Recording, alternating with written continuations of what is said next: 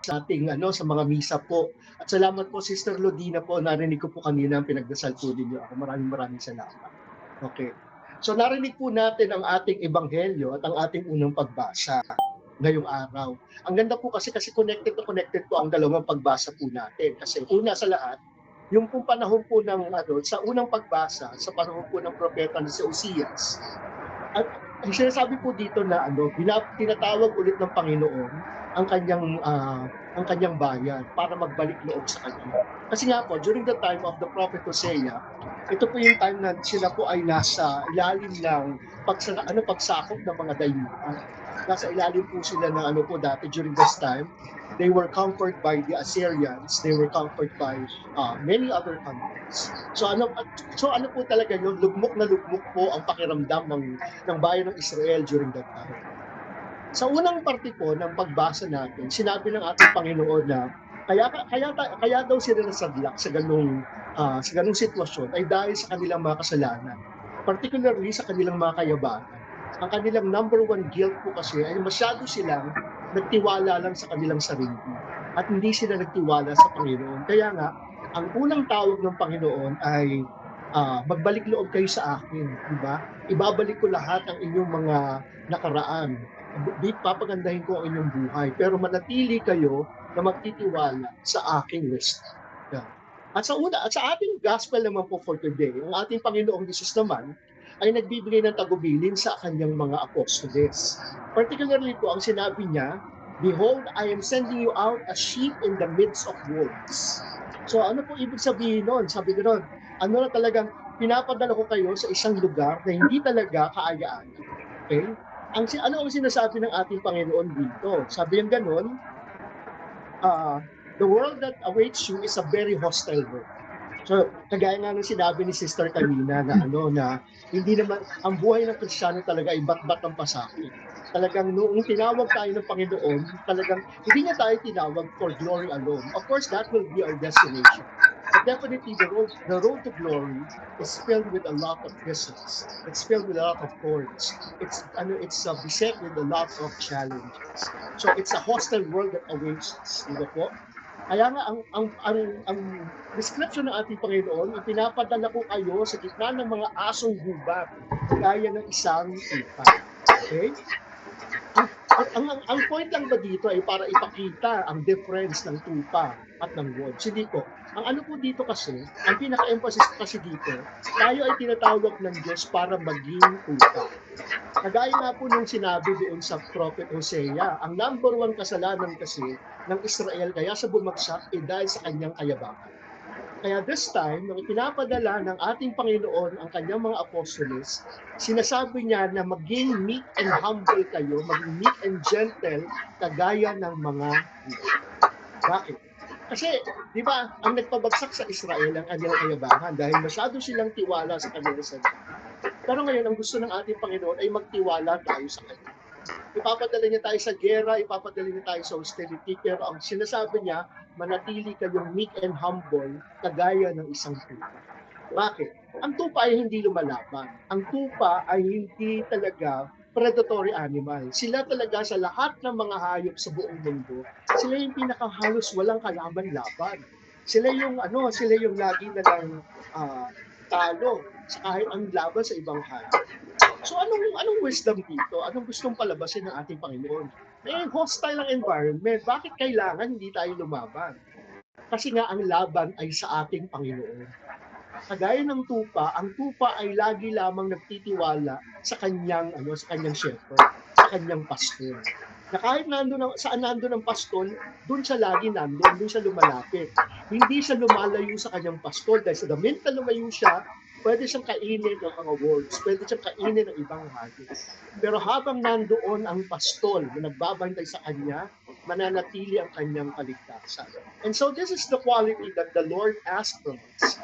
Na, kasi sabi nga niya, kagaya niya, siya rin ay nagmistulang tupa. Ang tawag nga sa kanya ay kordero ng Diyos na nag-aalis ng kasalanan ng sanlibutan. Kasi kagaya niya, he allowed himself also to be led to the slaughter. Kagaya ng isang tupa, pinabayaan niya ang sarili niya na mapatay at ipako sa krus. Kaya nga di ba po, babalikan po natin, kaya naman pala nung araw, every time the Israelites would worship God, it will be through a sacrifice. Primarily, ang kanilang sinasakripisyo ay tupa. Hindi lang basta tupa, kundi yung pinakamagandang tupa, ang pinakamagandang unang anak, unang-unang tupa sa iyong kawan. Yun ang pinaka-pleasing sa Panginoon. Kasi nga, that pala is a prefigurement of Jesus Christ who is to come to us, the sheep who was led to the slaughter. So whenever he would tell us to become like sheep, it's because he himself was like sheep also. So ang bilin sa atin ng ating Panginoon ay gayahin natin siya. Tayo ay magpakatupa rin at manatiling naniniwala at nagtitiwala sa ating mga pastor. Pero, yun nga, ang sabi nga ng doon sa Hosea din, di ba? Trust also in the Lord's wisdom. Ano po ito hindi lang tayo basta-basta tupa na gentle. Binibigyan niya rin tayo ng isang karakteristik na dapat ay talagang, this is the wisdom of the Lord. He asked us to be sly as serpents as well, to be as intelligent as serpents. Actually, po sa totoo lang, karamihan ng mga tao takot sa ahas. Kasi bakit? Dahil nga, nasanay tayo na kapag ahas, ang laging prefiguration ito ay demonyo. Di ba? Ang lagi natin sinasabi. Kasi nga, yung serpent doon sa paradise ay nagpabagsak sa kay Eva at kay Adan. Kaya naging negative po ang tingin natin sa mga ahas.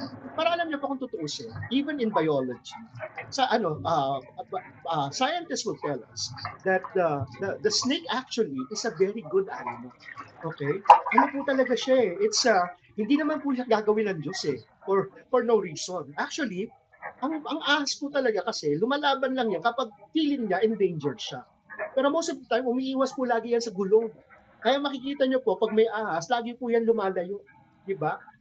Matitrigger lang yan kapag tinrigger mo siya. Pero on his own, iiwas siya lagi sa gulong. Di ba? Kasi one of the most intelligent animals there is the serpent. Pero ito pa nga po para pambalanse doon sa inisip natin na kapag ahas ay demonyo. Lagi po nating tatandaan, di ba? Doon po sa kwento po ni Moises, ahas po ang ginamit niya, na nilagay niya doon sa pong at itinaas niya para pagalingin yung mga nakagat ng ahas na naging unfaithful kasi sa ating Panginoon. And later on, in the Gospel of John, po yan, talagang itinuro pabalik yung ahas na yon. Na yung ahas na yun pala ay si Kristo. Si Jesus na kagaya ng ahas na nilagay doon sa pole, si Kristo na naman na nakapako sa krus. Yung pala ang simpulo. Kaya po wag na alisin po natin ang negativity natin pag nakakarinig tayo ng ahas. Kagaya nga po nito, ang admonition ng ating Panginoon. Let us also be sly as serpents. Kasi bakit? Ang serpent po kasi, ilalaban niya ng lahat, pero ang iingatan niya lagi ay hindi matamaan ng kanyang ulo. Pwede siyang tamaan sa ibang parte ng katawan niya, pero ang lagi niyang iiwas yung kanyang ulo. Kasi bakit? Kapag ulo niya na ang tinamaan, yun na po ang katapusan ng kanyang. So ganun po ang sinasabi sa atin. Let us also be wise as serpents. Kasi bakit? It's a hostile world and it's a cunning world. Diba? Hindi naman ibig sabihin na all the time it's a call for us to be martyrs. Okay? Our martyrdom perhaps, martyrdom, please take note, is a vocation. Okay, not everyone is called to be martyrs, but we are all called to be holy. There are those whose holiness is attested by their martyrdom, but not everyone is called to that vocation. Lahat po tayo tinatawag sa pagpapakabanal. Kaya nga ang turo sa atin, let us be sly as serpents as well. Let us make sure that our actions are according to prudence. Diba? Hindi tayo basta sugod lang ng sugod. Halimbawa, let's say, kunyari, meron tayo isang nakita na tao na naliligaw ng landas.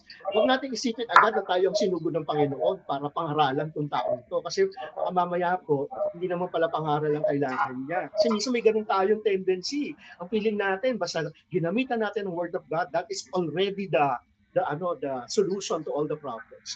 Hindi po ganun kasi may tama pong panahon at may tamang paraan ng paggamit sa salita ng Diyos. Baka kasi during that time, ang kailangan niya hindi salita ng Diyos, kundi ang pangunawa ng Diyos na nandoon sa ating puso. So let us be wise like serpents.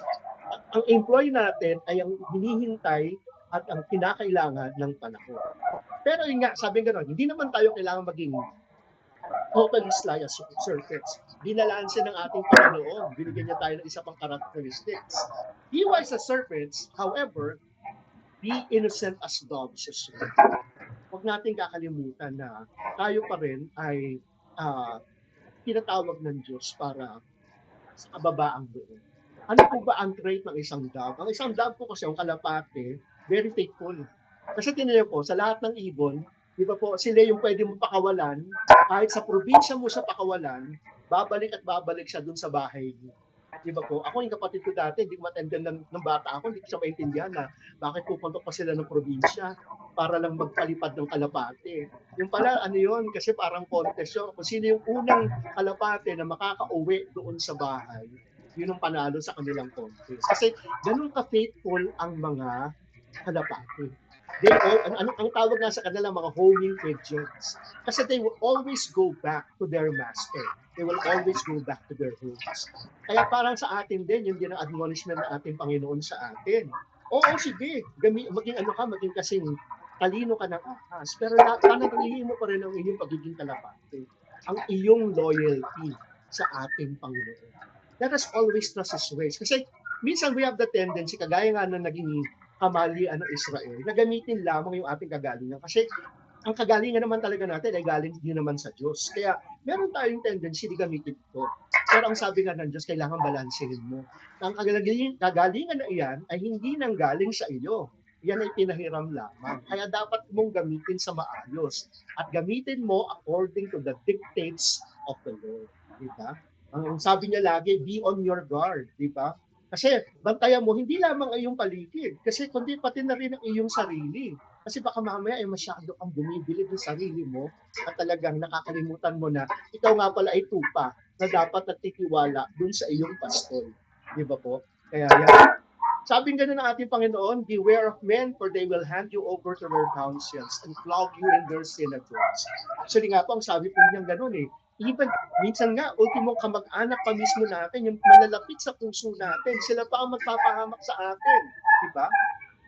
Dito pumapasok po yung tinatawag ng ating Panginoon na pagtitiwala sa Kanya. Yung nga, to be like sheep in the midst of wolves. Magtiwala sa Kanya. Kasi nga sabi niya gano'n, when they hand you over, do not worry about how to respond or what to say.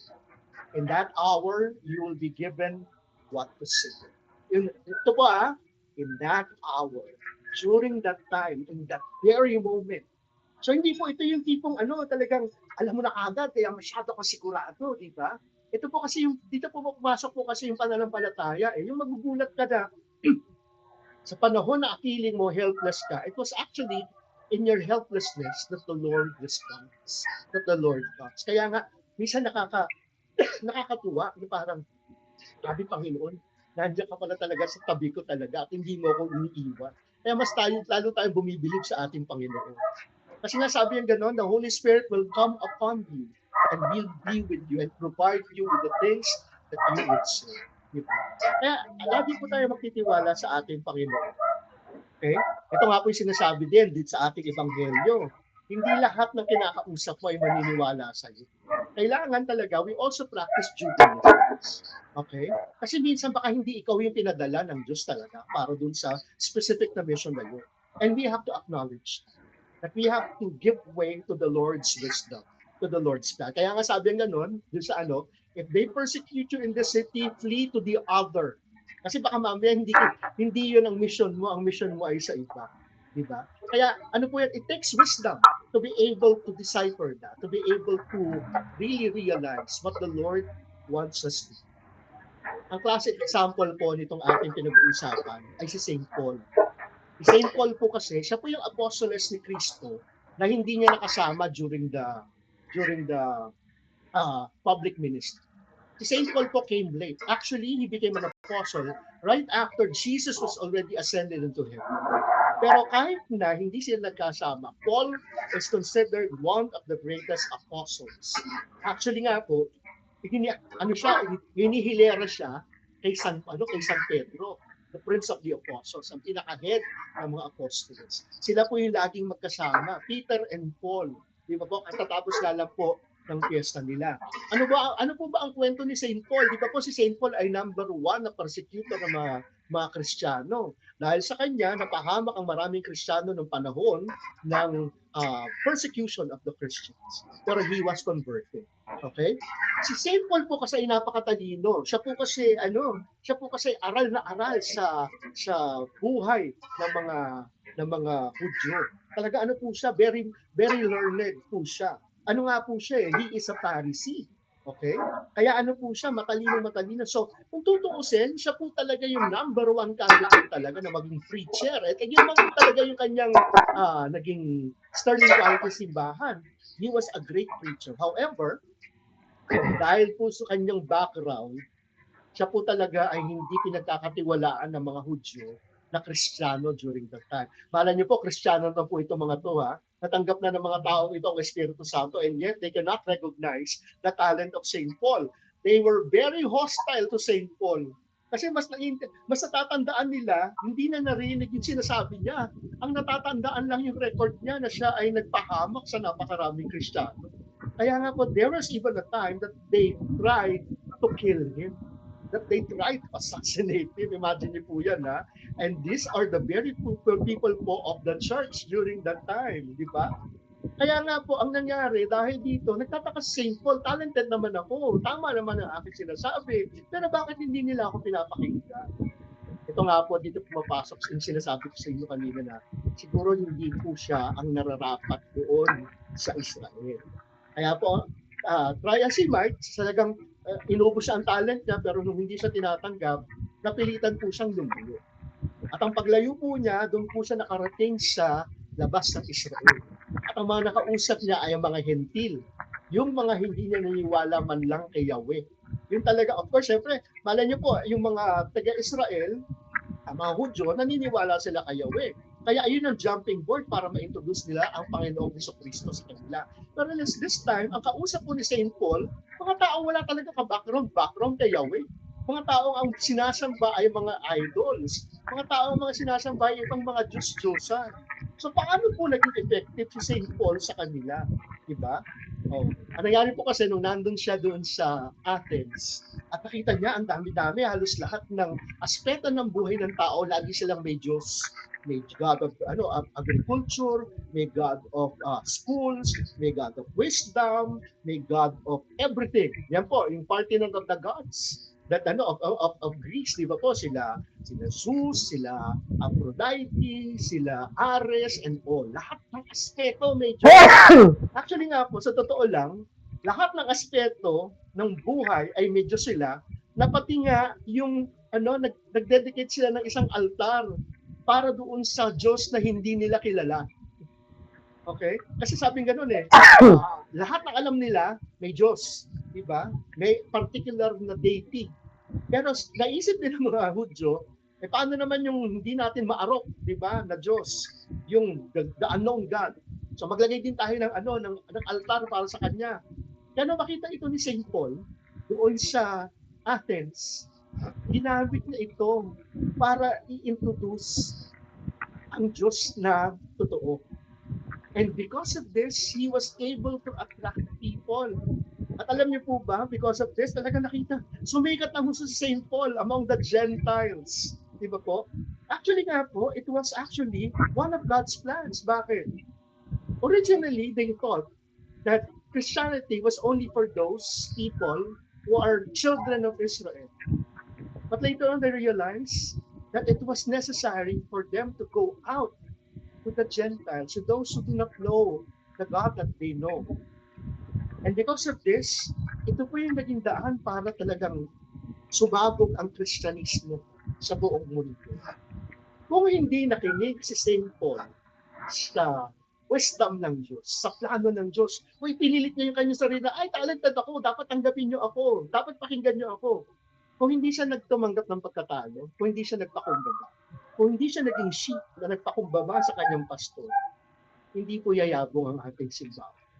Actually nga po, if you would look at our scriptures, di ba po, sa New Testament, out of the 27 books, 13 of that were written by St. Paul. And all of these were letters addressed to the different churches at the time, the different people, okay, who were then starting the early church. So nakita niyo po ang wisdom nito. di ba? Nakita po niyo yung sinasabi na please lie as serpents. Kagaya ni St. Paul, yan. Ginamit niya ng utak. Okay, ayaw niyo ako pakinggan, doon ako makaano sa makikinig sa akin. Yung mga tao na naghahanap doon sa unknown God. Di ba? Ang galing nga po, di ba? Kaya nga po, sa atin, let us be our inspiration constantly. But let us listen to the Holy Spirit as He leads our life. Kasi madalas po kasi, when we pray, we try to control God. No. When we pray, allow God to control us. Yes, we can make suggestions, but our suggestions are mere suggestions. We always give way and really trust in the wisdom of God. Because as it is, the wisdom of God really works. Maraming salamat. Magandang hapon po sa ating lahat.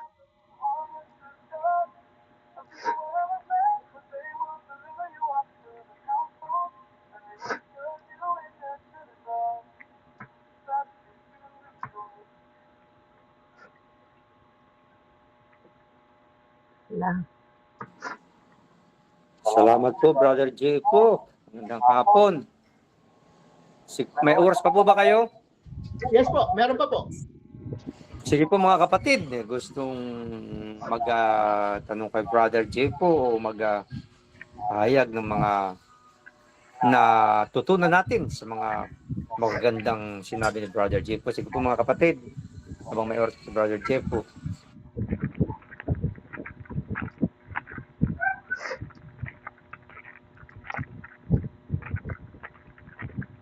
Talagang kailangan natin palaging matalino. Huwag tayong maniniwala sa basta-basta mga aral na hindi natin pinagninilayan, hindi natin iniisip kung saan patutungo. Talagang tama palagi sasabi ni Father Bonnie, ang katalinuhan ay isa dapat natin palaging isa puso at isa isip para hindi tayo nalilin lang. Di po ba, Brother J po? Sige po mga kapatid, sino po gusto magtanong kay Brother J po?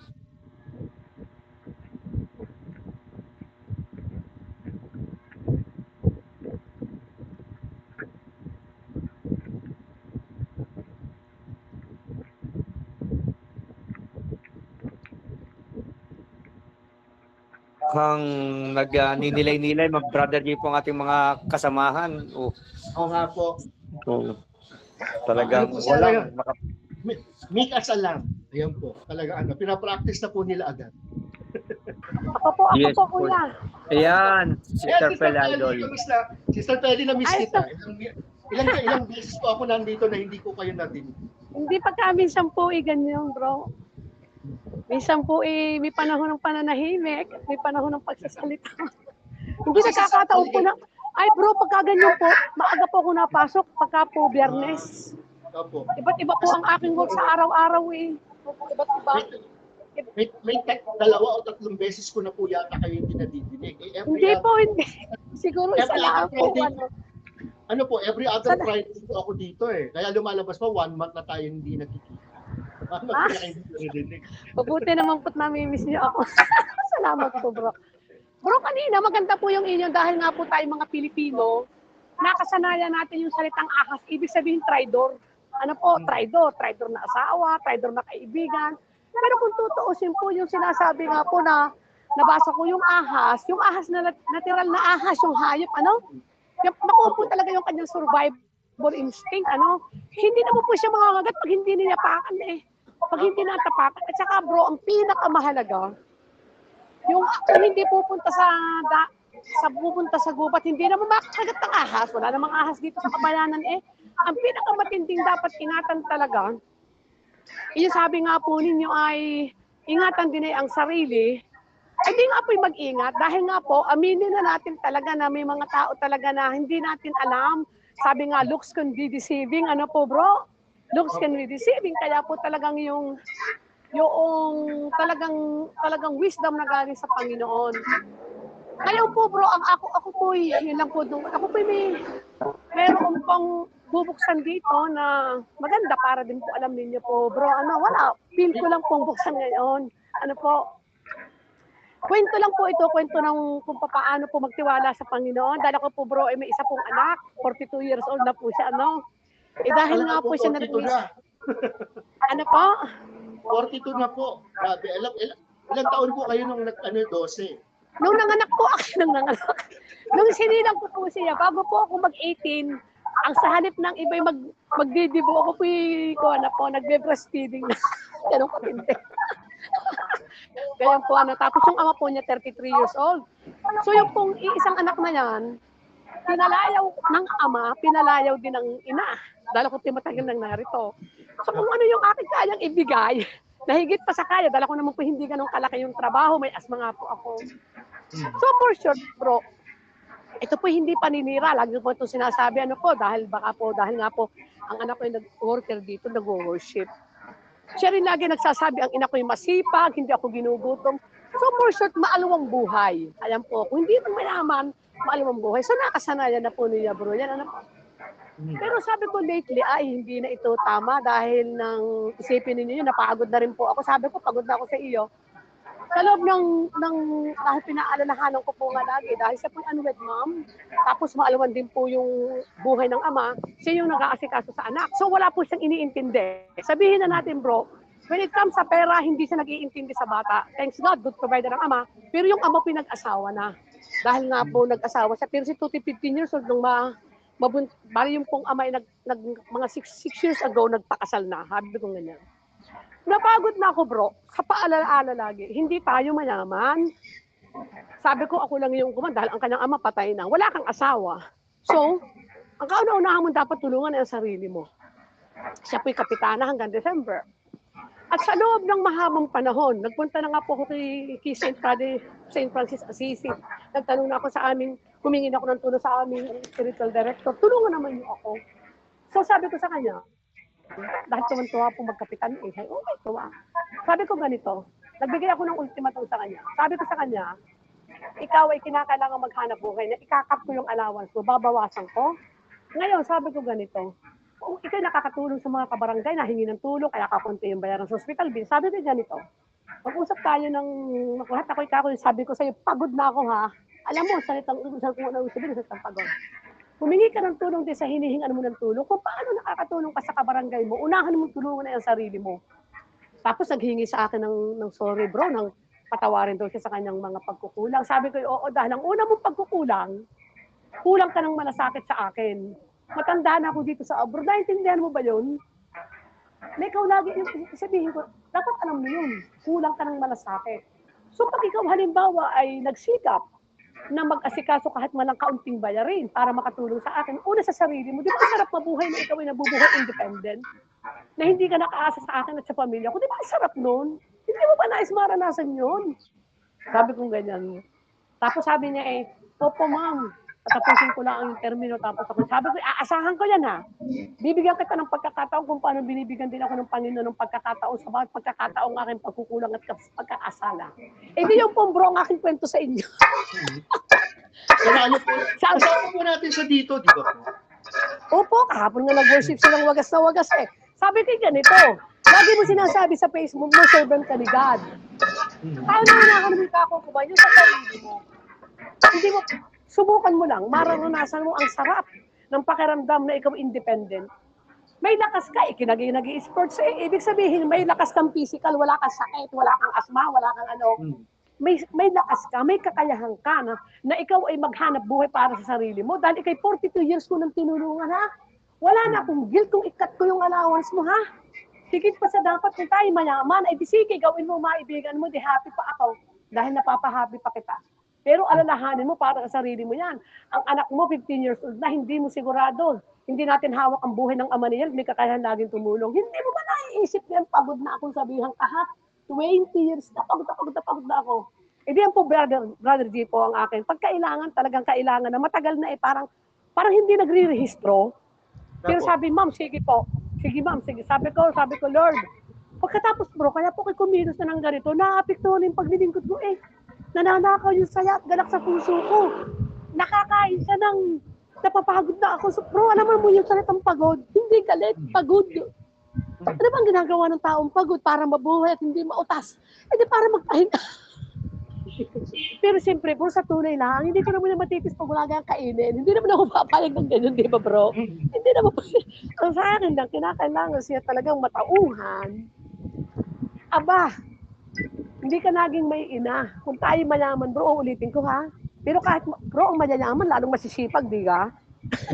Bro, yung mayayaman, kahit may mga, sabi ko, tumingin ka din sa atin sa Mabini, kasabihang mayaman dyan. Pero pag masdan mo, ikaw lang yung 42 years old, eh, sa akin ka pa nakaasa. Sabi ko ganyan talaga bro, binigyan ko na talaga ng matagal ko na sinasabi yan. Sabi ko, nagpadasal na rin po ako kay Sister Violeta. Nagpadasal na ako sa halos lahat-lahat. Grabe bro, hindi ko to kaya mag-isa. Tagal ko na sa community. Pero ano naman po, ngayon, isama niyo na po siya dito sa Friends of the Bar. Matagal ko na po siyang naandito. Nung po siya nagkapitan na, medyo hindi siya nakakadalo. Sabi ko, mabuti nakakakain siya ng salita. Sabi ko ganyan. Sabi ko, ang paglilingkod, ang kauna-unahan niyan, yung ikaw ay, meron ka namang kakayahan may talino, hindi mambobo. Makakakuha siya ng hanap buhay. Dati ang ganda ng trabaho niyan, ayaw, dahil siya din na aircon, nan malamig. Ang gawin mo din yan. Ayaw ko sabi sa ko, bro, grabe. Palit po kami. Sabi ko, bro, ay grabe talagang sabi ko sa kanya, pag sinabi ko sa iyo ako yung matagal na akong pagod, huwag mo kong sagadin. Sabi kong ganyan. Pero sa tunay lang, bro, na lang po ulitin ko ng mga kapatid. Sino bang makakatiis pagka, siyempre yung allowance na kakainin, hindi ko siya piling tiisin. Grabe, bro. Pero kinakailangan ko siyang sabihin talaga sa kanya, ay, talagang babawasan ko na yung allowance mo, ha? Sige ho, ma'am. Nag-thumbs up. Sabi ko, hihingi ka ng tulong, ha? Sabi, opo, ma'am. O sige, bibigyan kita ng pagkakataon. Yun lang po ang aking kwento sa inyo, bro. At maraming salamat. At sabi ko nga sa aking kapatiran, ay bahala kayo. Hindi ko kayo sakop. Kung ako'y hatunan man ninyo, tatanggapin ko yan. Okay lang. Pero kung di naniniwalang naghahatol dito, unawaan dito at malasakita. Naikwento ko lang, bro. At maraming pong salamat. At gayon nga po, tunay. Grabe bro. Grabe, nagpunta ko sa Assisi at init-init para humingi ng tulong kay St. Francis de Assisi. Kay St. Carlo Acutis, ang bagong nilinyan. Tulungan ninyo ako. Nananakaw na yung galak sa puso ko. Nakapokus na dito sa aking nag-iisang anak na ito. Dapat inspirasyon ko ito eh. Ayan po bro. Salamat po bro. At marami po salamat. At salamat din po salamat sa po bro. Salamat po, salamat po.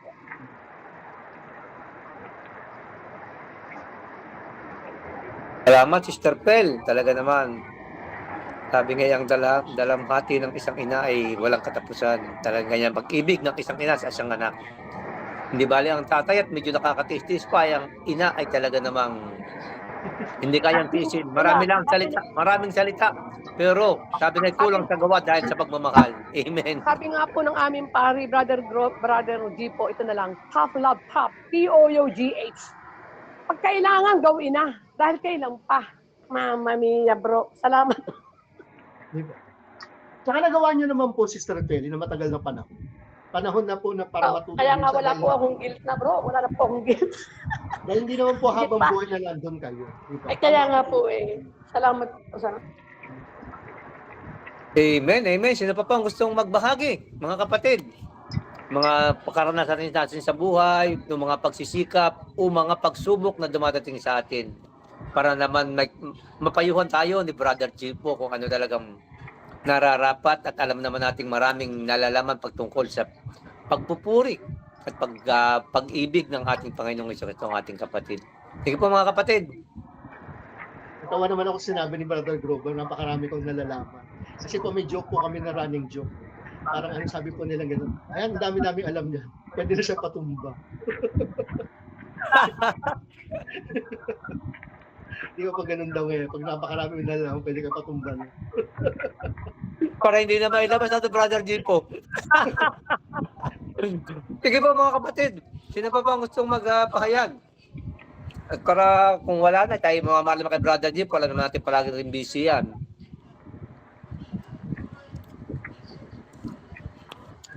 Wala sa sino bang nangarito? Si Brother, wala daw. Si Brother Ike, kung sino po bang narito? Wala si Brother Ike. Ako po, magkukwento ng konti. Tapos hihingi po ng ano ni Brother G po. Sige po, Sister Yana, sige po. Siyempre po, di po ba ay naisalaysay ko na meron po akong youngest brother na meron po kaming gap. Nung isang araw po, noong July 6, kausap po kami. Galit pa rin po siya. Pero ang nalaman ko po, ikinagagalit niya dahil sa totoo po, kami po yung 8 magkakapatid.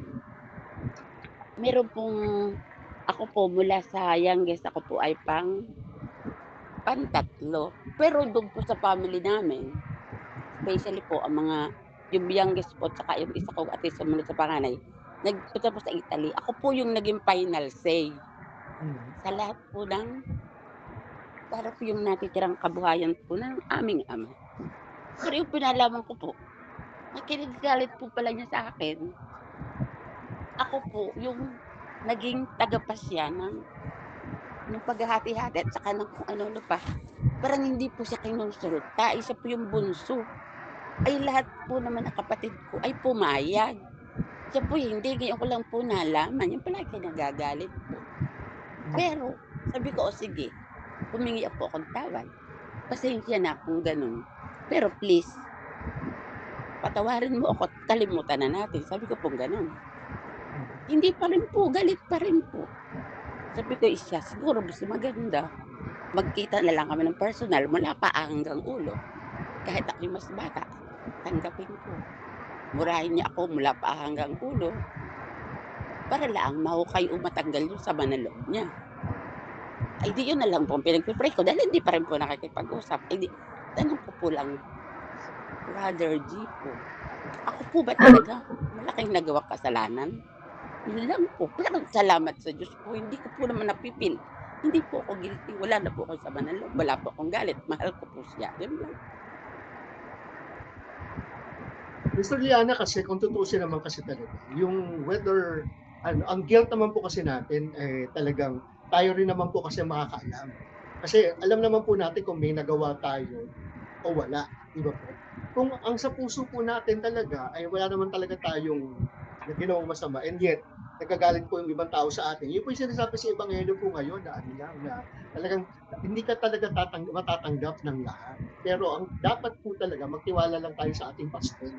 Kasi ang pastor po siguro natin ang gagawa ng paraan pagdating ng araw para magkaayos po tayo dun sa mga kapatid natin na hindi tayo naiintindihan. Kasi base po dun sa sinabi ninyo, nakikita ko po kasi, hindi lang po kasi nakikita ng inyong kapatid, yung inyong katwiran. Kasi nabubulagan po siya nung sa kanyang kasi ang feeling niya siya ay nalamangan, siya ay nawalan, siya ay na parang Pero, napagkaitan.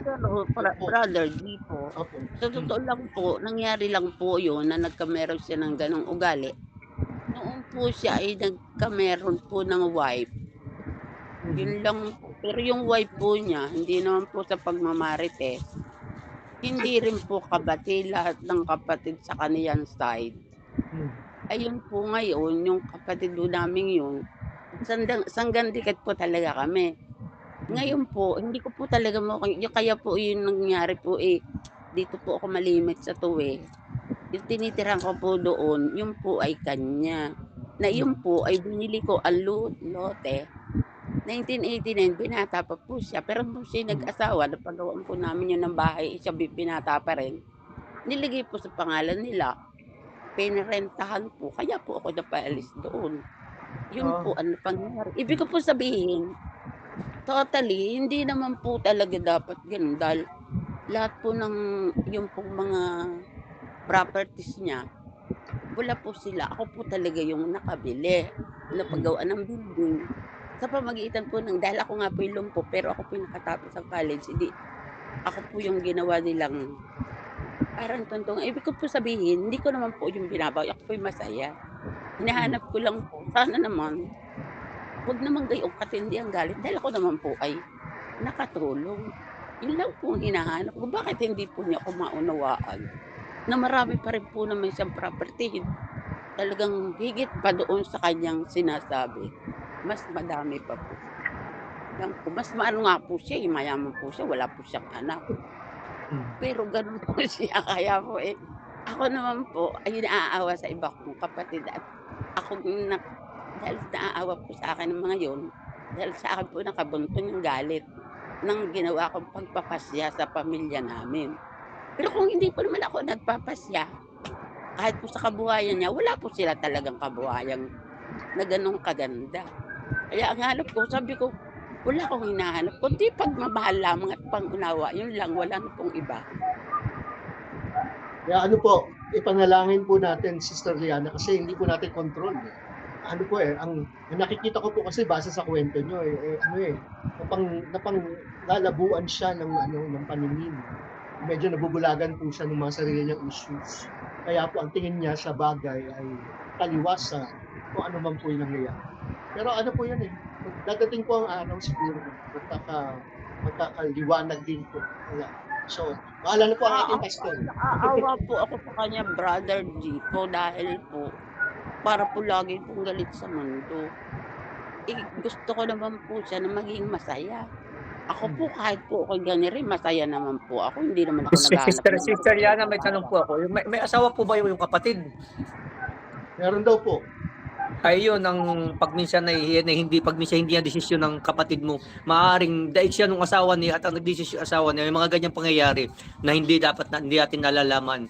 Maaaring mabait yung kapatid mo, ay paano yung napangasawa niya kung medyo alam naman natin ang mga tao pagdating sa pera, pagdating sa mga ari-arian, kahit kapatid, kahit magulang, kahit anong sabihin mo, mayroong talagang sakim, hindi natin masakit bang sabihin, mayroong ganyan. Kaya maaaring nanggagaling ang sama o ang isinasama ng kapatid mo sa napangasawa niya. Hindi ko siya sabing masamang asawa niya, maaari lang. Ganyan po ang mga pangyayari. O kung alam niyo kapatid na kasama niyo matagal na mabait, yan ay maaaring merong influence sa atin yung dapat nating ipanalangin. Amen po. Yun po lang masasabi ko. Ayun nga po, Sister Liana, gaya ng sinabi nga po ni Brother Grover, meron kayong pinagdaanan na pagmamahalan magkapatid. So meron po kayong babalikan pagdating ng araw na pagmamahal. Pagdasal po natin yung Sister Liana. Hayaan niyo po natin ang ating mabuting pastor. Opo nga. Gabayan po ang inyong po kapatid. ako. Gayon po. Salamat po. Maraming salamat po, Hello po. Sister Liana. Hello po, Brother Sister G po. Linda. Apo.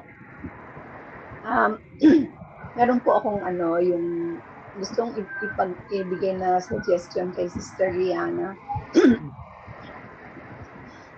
Bakit po hindi kayo humanap ng isang yung very close po dun sa iyong kapatid na mag-mediate sa inyong dalawa, or isang pare na pwedeng mag-mediate sa inyong dalawa para kayo magkausap, para magkaroon po kayo ng open na Dati po obligasyon niya o yung mga ako po talaga dati yung namomosisyon sa kanyang kabuhayan. Ngayon po, meron po ako, nung ako'y nagtatrabaho po sa college, may pinaaralan ako na isa kong pamangkin. Doon ko po lahat diniligate nung nagalit sa akin. Yun po ang mentor at yun po ay isang pastor. Pero hindi po niya kaya na mag-mediate sa amin. Dahil po pag siya na po, baka po siya maitsapweratin, doon pa naman tinatira sa bahay noon. Kaya mahirap po maghanap. Dahil basta ho sa kasalukuyan, parang hindi pa po talagang time. Talagang si Lord po ang hinihingan ko ng time para po. Sarado ang isipan. Sarado po talaga. Yun po. Talagang puyos sa galit nung kausap ko. Ako ho ang pinagpapasalamat ko after kung magalit sa akin ng magalit. Sabi ko, sige, patawarin mo ako. Kung anong galit mo, sabihin sa akin. Naglobat po ako. Tapos pagkatapos talagang ako'y love the Lord. Ako, wala kalma lang ako. Nung gabi, natulog lang ako. Wala akong iniisip. Gayon po. Malaw talaga ako. Napatunayan ko po, love talaga ako ni Lord. Dahil hindi niya ako Ilang taon na po yung kapatid po ninyo, Sister Rihanna?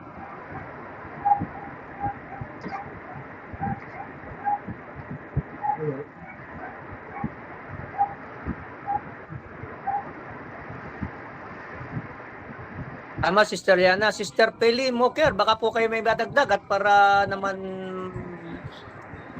mayroon pang marinig at si Brother JP mukhang nag-aantay pa rin sa ating mga pagpapatutuo. Sister Peli, hindi po ba kayo busy? Sister Peli Moker from Germany, kumusta po? Mukhang busy si Sister Peli. Brother Global, Ayan. na rin po pala, 354 na po pala, kailangan ko na rin po umalis po kasi pala, dahil proper na po pala. Masyado pa ako nag-enjoy sa kwento. Amen. Sister Peli, Maraming pong salamat, brother. Hello po, Sister Peli, maraming salamat po.